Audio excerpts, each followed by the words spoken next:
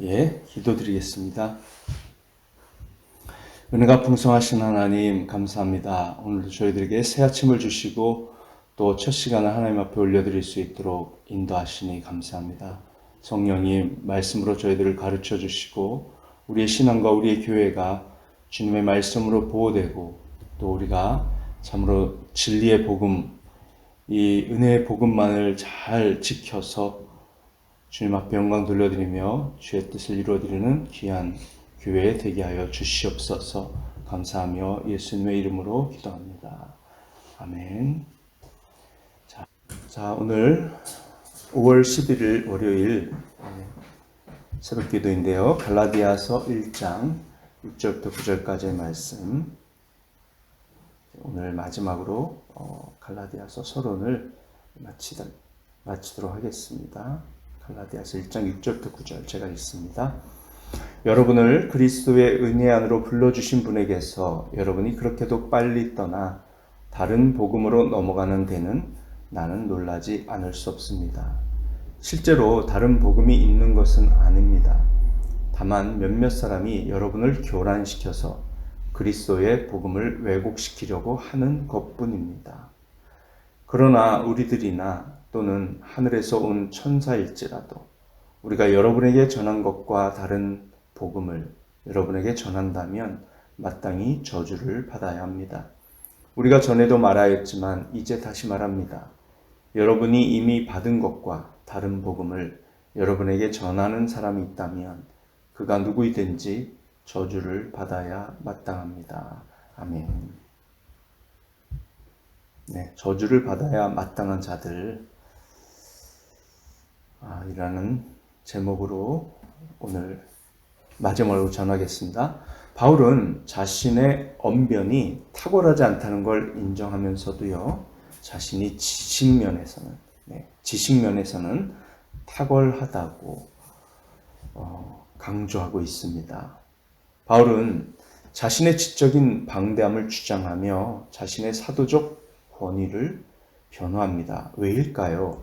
바울은 자신이 전한 은혜의 복음이 단순히 전통이나 체험에서 나온 것이 아니라 구약 신학의 대가로서 구약 성경을 가장 박식하게 이해하는 교사로서 모든 구약 성경의 예언과 예표와 점진적 계시와 그 계시 이런 것들에 대한 학문적인 결론이라는 것을 강조함으로써 은혜의 복음의 교리를 지켜내고 하나님의 영광을 지켜내고 싶었기 때문입니다.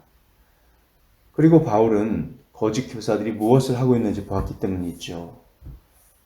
제가 지금 고린도 전서 말씀 지난주 금요일에 다루던 거 뒤이어서 지금 하고 있는 겁니다. 자, 고린도 교회를 이 거짓 교사들이 속이려고 먼저 바울이 떠난 후에 뒤따라 들어왔고, 그 거짓 교사들은 달변으로서 사람들을 미혹하고 있음을 바울은 깨달았습니다. 그래서 바울을 공격했잖아요. 편지나 글은 굉장히 무게가 있고 뛰어나지만 말을 할 때는 굉장히 약하고 부족하다고 그러면서 바울을 굉장히 공격을 했었죠. 바울이 인정을 했습니다. 자신이 그렇게 달변가가 아니라는 것을 인정했습니다. 그렇지만 자신이 전한 은혜의 복음, 은혜의 교리는 달변으로 해결될 일이 아니고 정말 자신처럼 성령의 감동을 받아서 이 박식한 지식 가운데서 구약 성경 전체의 결론을 냈을 때만 얻을 수 있는 것이라는 거죠. 자, 거짓 예언자들은 항상 두 가지 점에서 바울을 공격했습니다. 첫째는 바울의 말할 자격, 즉 사도라는 권위, 신분을 공격했습니다. 둘째는 바울의 은혜의 복음을 공격했습니다. 이처럼 바울의 신분과 바울의 은혜의 복음을 그들은 공격했습니다. 자, 이 거짓 교사들이 고린도 교회에서뿐만 아니라 갈라디아 교회에서 한 짓도 똑같습니다. 그들이 고린도에서 똑같은 사람들이에요. 같은 사람들이 고린도 교회로 갔다가 갈라디아로 넘어가서 바울이 심혈을 기울여 이루어 놓은 갈라디아 교회로 침투해 들어갔습니다. 바울이 이루어 놓은 은혜의 정원과 과수원의 화초와 과일 나무들을 교묘하게 유전자 조작을 하려고 하고 있는 것이죠. 그들은 멸망을 받아야 마땅한 자들입니다. 저주받아 마땅한 자들입니다.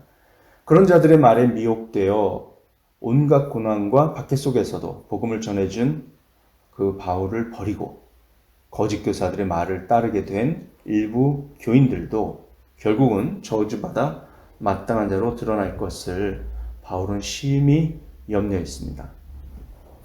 자, 바울은 1차 선교 여행 때 바나바와 함께 갈라디아 지방에 선교 여행을 갔죠.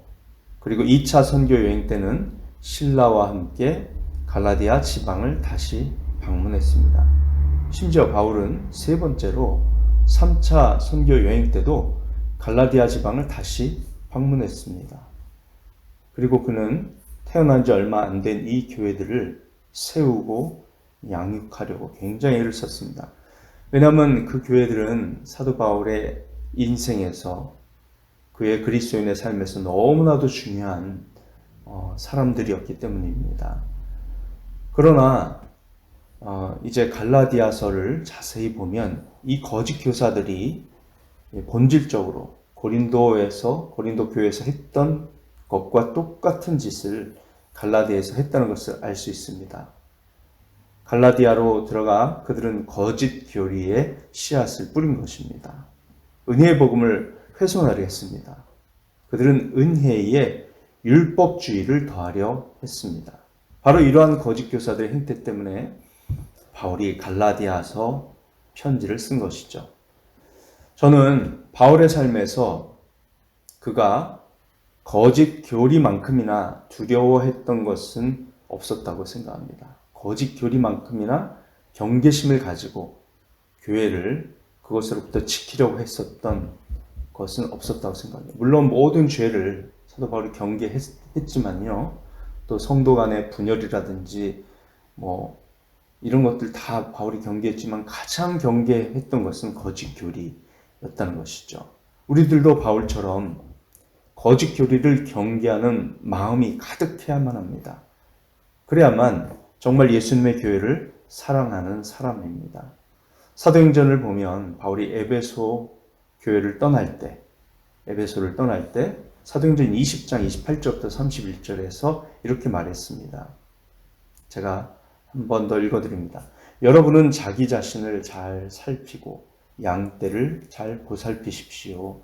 성령이 여러분을 양떼 가운데에 감독으로 세우셔서 하나님께서 자기 아들의 피로 사신 교회를 돌보게 하셨습니다. 내가 떠난 뒤에 사나운 이리들이 여러분 가운데로 들어와서 양떼를 마구 헤아리라는 것을 나는 압니다. 바로 여러분 가운데서도 제자들을 이탈시켜서 자기를 따르게 하려고 어그러진 것을 말하는 사람들이 나타날 것입니다. 그러므로 여러분은 깨어 있어서 내가 3년 동안 밤낮 쉬지 않고 각 사람을 눈물로 훈계하던 것을 기억하십시오. 바울은 알고 있었습니다. 그가 마을을 떠나자마자 거짓 교사들이 뒷문으로 바로 들어올 것임을 알고 있었어요. 왜일까요? 바울은 사탄의 속성을 알기 때문입니다. 사탄은 언제나 빛의 천사처럼 행하고 항상 속임수로 움직입니다. 사탄은 항상 하나님께서 일하시는 곳으로 파고 들어갑니다. 그리고 가장 슬픈 점은 사탄이 이렇게 일한다는 것이죠. 30절에 있는 것처럼 여러분 가운데서도 제자들을 이탈시켜서 자기를 따르게 하려고 어그러진 것을 말하는 사람들이 나타날 것입니다. 라고요. 참 이 말을 바울이 하기도 어려웠을 것 같아요. 자신의 동역자들인 그 교회 장로들한테 당신들 중에서도 아마 어떤 사람이 그런 거짓 교리에 빠져서 교인들을 데리고 나갈 거라고. 참 어려운 말이잖아요.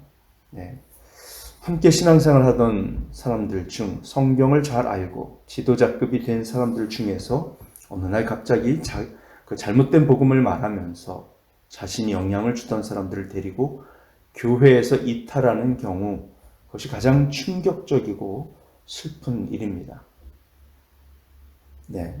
교회에서 신천지가 발각이 되면요, 이제 공개적으로 광고도 하고 막 그러거든요, 교회에서. 그러면 갑자기 아무런 티도 안 내던 사람들이 사라집니다. 수십 명이 사라져요, 한꺼번에. 그래서 나중에 뒷조사를 해보면 그 신천지로 발각된 사람하고 은밀하게 작업을 하던 신천지 무리였다는 게 이제 깨달아지면서 충격을 받는 교회들을 제가 봤어요. 제 친구 목사 교회에서도 있었던 일인데, 네.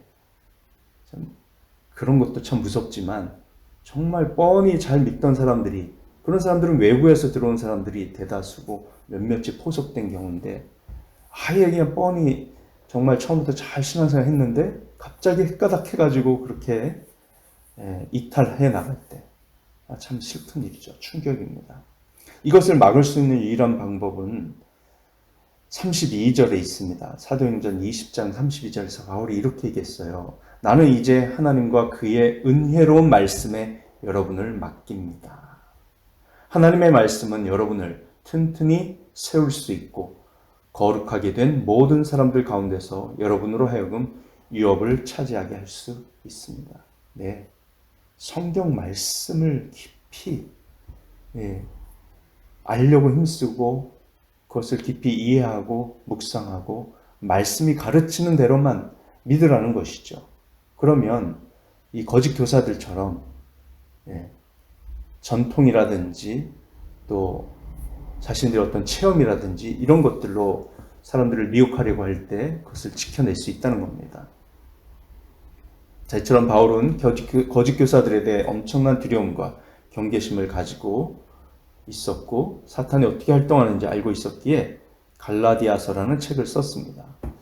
모든 거짓 교사들의 주된 목표는요, 구원의 교리를 공격하는 것입니다. 왜냐하면 그것이 바로 영혼을 멸망시키고 하나님으로부터 멀어지게 할 수 있는 유일한 방법이기 때문이죠.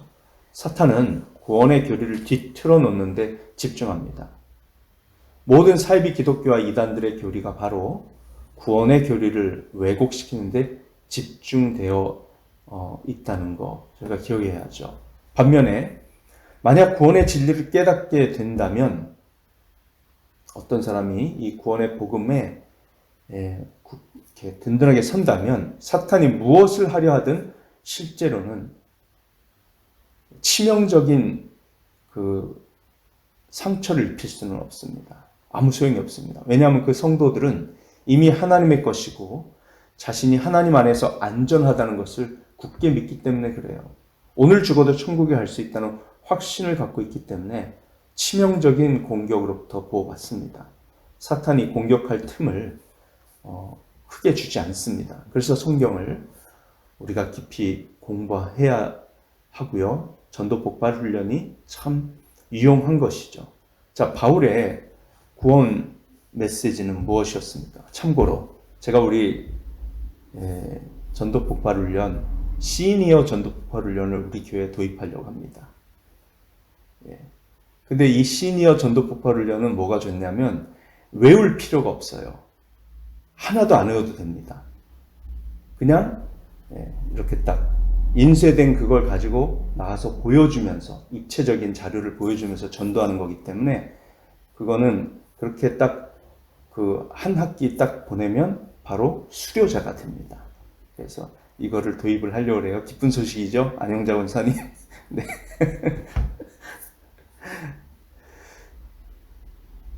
자, 바울의 구원 메시지는 뭔가요? 오직 구원은 은혜로만 이루어진다는 것이죠. 그게 처음이고 끝입니다. 가장 중요합니다. 그런데 거짓 교사들이 무슨 말을 할 것 같습니까? 구원은 은혜로 되는 게 아닙니다. 절대 아닙니다. 행위로 되는 것입니다. 그렇게 말할까요? 아니에요. 그들은 그렇게 말 안 합니다. 대놓고 그렇게 말 안 해요. 그들은 네, 은혜로 되는 것은 맞죠. 하지만 그게 다는 아니라는 거죠. 예, 이렇게 갑니다. 그 사람들은. 이단들의 놀라운 점은 10번 중 8번은 옳다는 겁니다. 문제는 나머지 2번이 사람들을 멸망으로 이끈다는 것이죠. 거짓 교사들은 여러 분야에서 잘못을 저지를 수 있지만 주로 구원의 교리를 공격합니다. 자, 그들이 교회에 관한 거짓 교리, 그리스도인의 삶에 관한 거짓 교리를 물론 전합니다. 근데 그들이 가장 심혈을 기울여서 비틀고 왜곡시키고 공격하는 것은 바로 구원의 교리입니다. 베드로후서 2장 1절에서 이렇게 말해요. 전에 이스라엘 백성 가운데 거짓 예언자들이 일어난 것과 같이 여러분 가운데도 거짓 교사들이 나타날 것입니다. 그들은 파멸로 몰고 갈 이단을 몰래 끌어들일 것입니다. 그래서 그들은 자기들을 값주고 사신 주님을 부인하고 자기들이 받을 파멸을 재촉할 것입니다. 네. 이 말씀 보면 전에 거짓 예언자들이 있었던 것처럼 여러분 가운데도 거짓 교사들이 나타날 것입니다. 예, 모양새만 달라졌지 본질은 똑같다는 거예요. 구약 시대나 지금 신약 시대, 베드로 시대나 똑같다는 겁니다. 거짓 교사들은 항상 있을 거라는 거예요. 인류의 역사가 시작될 때부터 끝날 때까지 항상 존재할 거라는 겁니다. 그리고 베드로는 이 거짓 교사들이 어디에 있을 거라고 말합니까? 여러분 가운데도 거짓 교사들이 나타날 것입니다. 라고 말합니다. 여러분 가운데도. 그래서 어떤 교회도 우리는 아주 안전해요. 우리 교회의 구원의 교리는 확실하고 여기서는 아무도 거짓 교리를 퍼뜨릴 수 없을 겁니다. 라고 말할 수 없습니다. 그렇게 확신하면 안 돼요. 항상 경계심을 가져야 됩니다. 우리는 그런 일이 없도록 열심히 노력합니다만 사탄도 가만히 있는 게 아니거든요. 그게 바로 사탄이 하는 일의 교활한 점입니다. 이미 어느 정도 피해를 입히고 나서야 비로소 나중에 발견하게 됩니다. 은밀하게 일을 합니다. 사탄은요, 발각되지 않는 한 결코 자신의 정체를 드러내지 않습니다. 그래서 성경은 뭐라고 말합니까? 요한일서 4장 1절입니다. 사랑하는 여러분, 어느 영이든지 다 믿지 말고 그 영들이 하나님에게서 났는가를 시험하여 보십시오. 거짓 예언자가 세상에 많이 나타났기 때문입니다. 이렇게 말해요. 예. 이 당시 그 사도 요한이 경계하던 거짓 예언자 그룹은 바로 영지주의라는 이단이었어요. 영지주의. 그노시즘이라는 헬라어 명칭인데요. 영지주의의 특징은 그 영혼과 육체의 이원론입니다. 영혼과 육체의 이원론. 그래서 영지주의자들은 영혼은 거룩하고 선하고 육체는 더럽고 죄악스럽다. 그래서 이 영지주의자들이 주장하는 것을 가장 강력하게 반박할 수 있는 게 바로 고린도전서 15장 부활장입니다. 예, 영지주의자들은요, 육체를 굉장히 혐오해요. 제가 이번 주 설교 때 그것을 좀 깊이 다루려고 해요. 자, 거짓 교사들에 대한 흥미로운 점은 그들이 진리보다 인기에 더 관심이 있다는 겁니다. 그들은 군중을 모으는 데 관심이 있습니다. 진리는 신경 쓰지 않습니다. 교묘하게 은폐할 뿐이에요. 거짓을. 그저 가능한 한 가장 많은 군중을 모으기만 원할 뿐입니다. 그래서 큰 교회, 사람들이 많이 모이는 교회, 사람들이 많이 듣는 유튜브 설교라고 해서 반드시 진리이거나 하나님께서 축복해 주셨거나 하나님께서 인정하시는 것은 아닐 수 있다는 점을 늘 기억해야 합니다. 도쿄에서 가장 큰 교회인 갈보리 채플을 보면 건물이나 헌금 규모나 모인 사람들의 수가 1000명이 넘으니까요. 그런 것들을 우리가 부러워할 수 있죠. 그러나 만일 그들이 다 그 잘못된 구원의 교리로 인해서 지옥에 간다면 우리가 부러워할 필요가 있나요? 그들이 믿는 바로는요, 갈보리 채플, 그 목사와 그 성도들이 믿는 바로는 예수님을 이 땅에서 굳이 믿지 않고 제대로 믿지 않고 재밌게 죄를 지으면서 예배를 자주 빠져가면서 신앙생활을 해도 되는 겁니다. 왜요? 그들은 죽은 뒤에도 예수님을 믿을 수 있는 제2의 구원의 기회가 있다고 그 80대 중반의 일본인 담임 목사가 가르치고 있고 이미 책으로 출판이 됐고 그들이 그렇게 믿기 때문입니다. 사람을 많이 모으려면 그렇게 성경과 예수님의 가르침을 살짝 타협하고 기준을 낮추면 되죠. 거짓 교사들은 그렇게 인기를 좋아합니다. 둘째, 거짓 교사들은 돈을 좋아하며 재산 축적을 위해 활동합니다. 미국에서 가장 재산이 많은 목사들, 재산이 수천억 원씩 되는 목사들을 보면 다 이단이고 극단적인 은사주의자들이고 성경을 잘못 가르치며 다른 복음을 전하는 거짓 교사들입니다. 특히 그 번영 복음 전하는 목사들이 굉장히 부자들이에요. 미국에서. 구약성경 미가서 3장 11절을 보십시오. 이 도성의 지도자들은 뇌물을 받고서야 다스리며 제사장들은 삭슬 받고서야 율법을 가르치며 예언자들은 돈을 받고서야 계시를 밝힌다. 그러면서도 이런 자들은 하나같이 주님께서 자기들과 함께 계신다고 큰 소리를 친다. 예. 구약성경에서 결국 거액의 돈을 받기 위해 일을 한 거짓 예언자가 기억나시나요? 바로 발람이죠. 그런 자들이 미가 선지자 시대에 많이 있었다는 겁니다. 예. 정통 하나님의 교회 안에서도요. 셋째, 이 거짓 교사들은요, 사생활에서 죄를 짓습니다.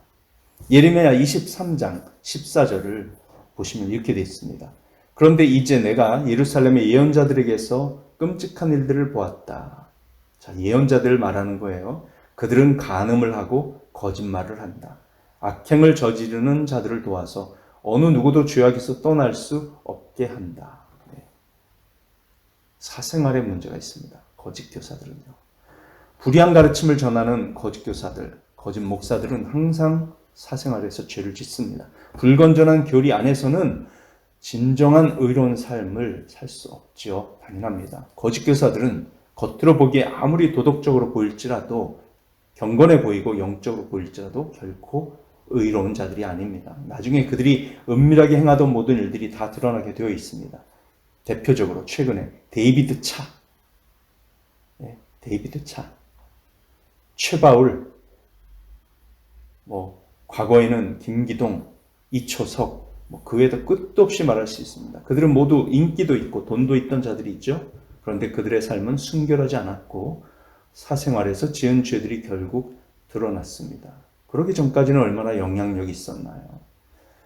순결한 삶을 살 수 있는 유일한 자원과 힘은 어디에 있습니까? 그리스도의 진리 안에 있습니다. 예수 그리스도의 은혜의 복음이라는 성경 진리 안에서 살지 않는다면 순결한 삶을 살 수 있는 자원이 없습니다.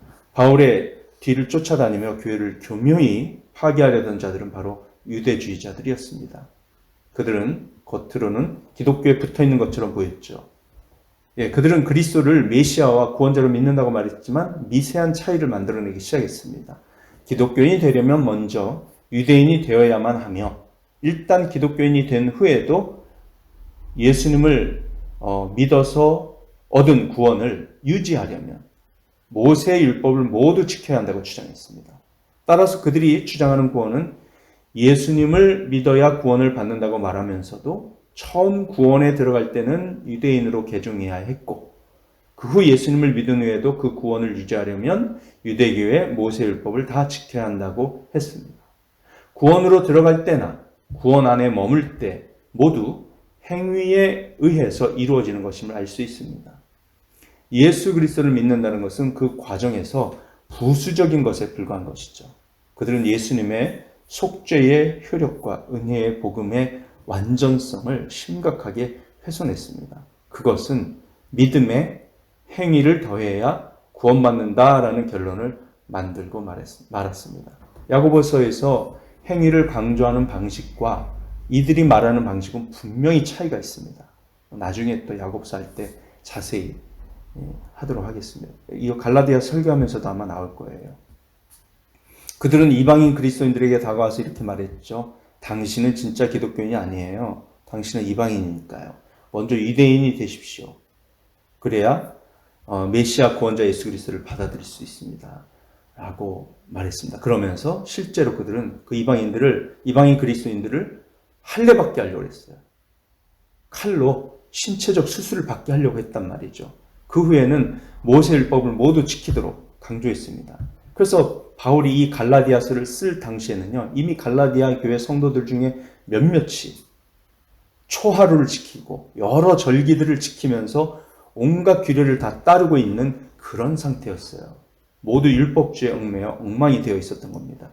그래서 바울은 아까 읽었던 갈라디아서 1장 6절에서 여러분을 그리스도의 은혜 안으로 불러주신 분에게서 여러분이 그렇게도 빨리 떠나 다른 복음으로 넘어가는 데는 나는 놀라지 않을 수 없습니다. 라면서 머리를 쥐어뜯는 그런 마음, 심정으로 말을 하는 걸 우리가 볼 수 있습니다. 자, 그래서 이렇게 바울의 사도직을 공격하는 것, 바울의 은혜 교리를 파괴하려는 것, 그리고 모든 그리스도인을 율법주의 아래에 두려고 하는 것, 이게 바로 거짓 교사들이 한 짓인데, 그래서 갈라디아서는요 1장 2장은 바울의 사도적 권위를 변호하고 3장 4장은 은혜의 구원의 교리를 자세하게 설명하고, 그 다음에 5장 6장은 율법주의가 뭐가 잘못됐는지, 율법주의 아래 우리가 거하는 것이 아니라 그 은혜 아래에서 우리가 거하면서 살아야 된다라는 점을 5장 6장에서 강조하고 있습니다. 자, 이제 본격적으로 내일부터 이 6절부터 9절을 조금 더 본문 내용을 이제 헬라어 말씀으로 자세하게 살펴보면서 이제 본문으로 깊이 들어가도록 하겠습니다. 자, 기도하시겠습니다. 하나님 감사합니다. 오늘도 저희들에게 거짓 교리에 대한 경각심을 갖게 해주시고, 또 거짓 교사들의 그런 잘못된 점들, 인기와 돈과 사생활의 문제, 이런 것들을 저희들이 항상 경각심을 가지고 생활하면서 영들의 그 가르침을, 특정 교리를 시험하며 분별할 수 있는 지혜를 가질 수 있도록 우리에게 다시 한번 경각심 주신 것을 감사합니다. 우리 교회가 보호되고 우리 각자의 신앙이 보호되어서 정말 이 은혜의 복음으로 더 많은 영혼들을 건져 구원하고 거룩하고 성결한 삶으로 나아갈 수 있는 유일한 동력인 이 은혜의 복음 앞에 저희들이 더욱더 견고하게 뿌리를 내리고 성령 충만하여 승리하는 삶 되게 하옵소서. 감사하며 예수님의 이름으로 기도합니다. 아멘. 예, 감사합니다. 사랑하고 축복합니다. 오늘도 복된 하루 되십시오. 기도로 승리하는 시간 갖겠습니다.